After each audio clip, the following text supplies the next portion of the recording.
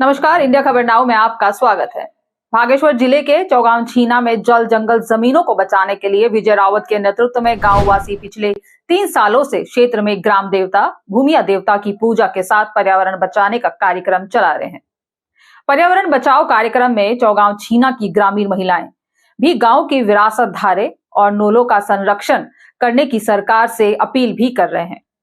कार्यक्रम में स्कूली बच्चों ने नृत्य और गानों के माध्यम से सभी ग्रामीणों से हिमालय बचाने की मुहिम में हिस्सा बनने की अपील भी की है। मीडिया से संवाद करते हुए कार्यक्रम के संयोजक विजय रावत, नवल किशोर टमटा और हरीश सिंह रावत ने बागेश्वर जिलों के लोगों से पर्यावरण बचाने के लिए आगे आने की अपील की है। साथ ही हाईकोर्ट नैनीताल द्वारा बागेश्वर में पर्यावरण बचाने के दृष्टिगत खनन पर लगाई गई रोक का स्वागत करते हुए बागेश्वर के गांवों की पुरानी ग्रामीण व्यवस्था को जिंदा करने के लिए अपने सुझावों से सभी का ध्यान आकर्षित करने का प्रयास भी किया गया है। कार्यक्रम में हमारे ये तीसरा साल अभी हमारा चल रहा है। वैसे कार्यक्रम पहले भी चल रहे थे, लेकिन अभी रेगुलर 3 साल से ये चल रहा है हमारा जल और पर्यावरण पे। हमारे जो जल स्रोत हैं उनको बचाना अभी बहुत ज़रूरी है, क्योंकि नई पीढ़ी को अभी कुछ भी पता नहीं हो पा रहा है कि हाँ जो वो इसलिए भी नहीं हो पा रहा है क्योंकि घर घर में गवर्नमेंट ने एक फैसिलिटी दे दी है कि नल का, तो वो तो सब कुछ अच्छा ही है समय के अनुसार, लेकिन अभी ये बहुत ज़रूरी है कि अपने जल स्रोतों को हम बचाएं और आगे आएं, क्योंकि ये हमारी आज की नहीं है, ये रीति हमारी पौराणिक रीतियाँ रिवाज है हमारे। ये कोई भी शुभ काम होता था तो पहले नौले धारे में ही पूजा की जाती थी, और जब तक सुबह एक गागर पानी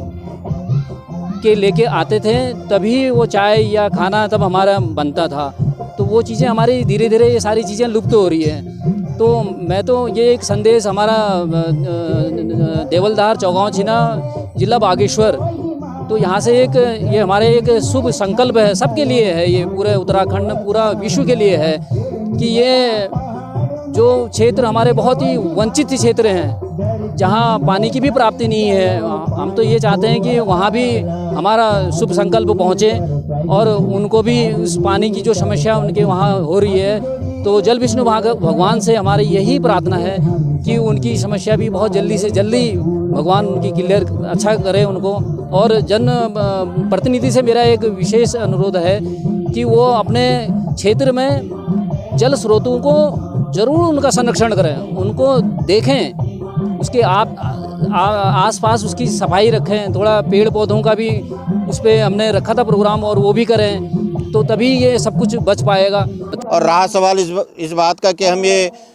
ये जल संरक्षण और जो धारे नौले का जो कार्यक्रम है विगत 3-4 वर्षों से हम मनाते आ रहे हैं। इसी समय में हम लगभग इस कार्यक्रम को मनाते हैं। आदरणीय बड़े भाई विजय रावत जी के नेतृत्व में लगातार हम इस कार्यक्रम को मनाते हैं। इसके माध्यम से एक संदेश देना चाहते हैं कि अगर हम इन जल जंगल ज़मीन की जो लड़ाई आज के समय में चल रही है, जिस प्रकार से हमारे हिमालय ग्लेशियर लगातार पिघल रहे हैं, जहां बर्फ़ नहीं है और पूरी तरीके से हमारा जो पर्यावरण दूषित हो चुका है, पेड़ पौधे काट रहे हैं और हम ही रक्षक की भक्षक बन रहे हैं, और हमारे जो धारे नौले हैं, जो हमारी नदियाँ हैं, और जिस प्रकार से खनन इस पहाड़ में हो रहा है, तो आने वाले समय में और बहुत एक चिंता का विषय है। मैं धन्यवाद दूंगा हाई कोर्ट का, लेकिन चाहे जब भी आए देर सवेर जो भी एक उन्होंने चिंतन करके इस विषय पे स्वयं संज्ञान लेकर के खनन पर रोक लगाई, क्योंकि खनन के माध्यम से चंद लोग ही ऐसे हैं जो पूंजीपति बनेंगे, बाकी इस पहाड़ का पूरा खोखला हो जाएगा। आने वाले समय में मुझे लगता है कि अगर पलायन का कोई कारण बनेगा तो ये पहाड़ का एक खनन और जो हमारे जो जल जंगल ज़मीन है इसी की लड़ाई मीन होगी। ये जो जल का जो हमारा ये पेड़ बचाओ जंगल बचाओ पानी बचाओ वाला जो प्रोग्राम हमारा चल रहा है, ये करीब इसको ये तीसरी साल ये चल रहा है। उससे पहले भी हल्का फुल्का हुआ करता था, लेकिन विगत 3 सालों से हमारे भाई